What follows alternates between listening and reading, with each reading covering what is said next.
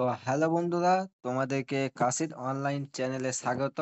তো আজ আমরা আলোচনা করব যে এসআইআর কি এবং কেন করা হচ্ছে, কারা ভোটার তালিকা থেকে বাদ পড়তে পারেন, কি কি নথি ডকুমেন্টস লাগবে, 2002 সালের তালিকার গুরুত্ব, নতুন ভোটারদের জন্য কি নিয়ম, এসআইআর প্রক্রিয়ায় অংশ না নিলে কি হবে। বিস্তারিত জানতে ভিডিওটি শুরু থেকে শেষ অবধি দেখুন।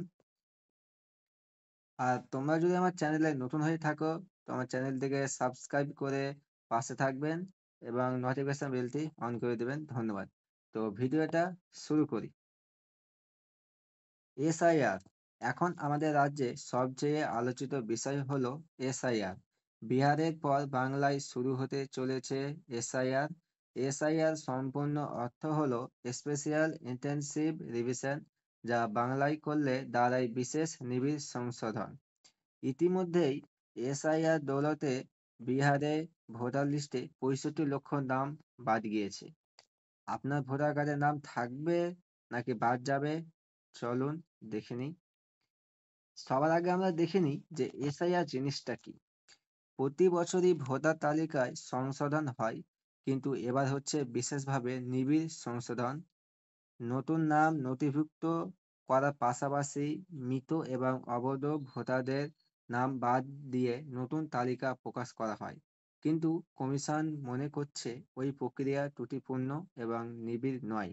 নাম তোলা এবং বাদ দেওয়া ক্ষেত্রে অনেক গলদ থেকে গিয়েছে। এসআইআর করে সব ভোটারদের নাম নতুন করে নথিভুক্ত করা হবে। নির্বাচন কমিশনের লক্ষ্য,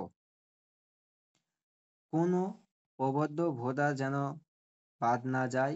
একজনও অবৈধ ভোটার যেন তালিকায় না থাকে। শেষবার এমন বড় সংশোধন হয়েছিল 2002 সালে। কেন এখন হচ্ছে? আগামী বছর বিধানসভা নির্বাচন, তাই চাই কমিশন এই নতুন সংশোধিত তালিকা ধরেই ভোট হোক। অর্থাৎ এবারকার এসআইআর এর তালিকায় হবে চূড়ান্ত ভোটার তালিকা। তো বন্ধুরা, যদি ভিডিওটা ভালো লাগে লাইক করতে ভুলবেন না, পাশে থাকবেন।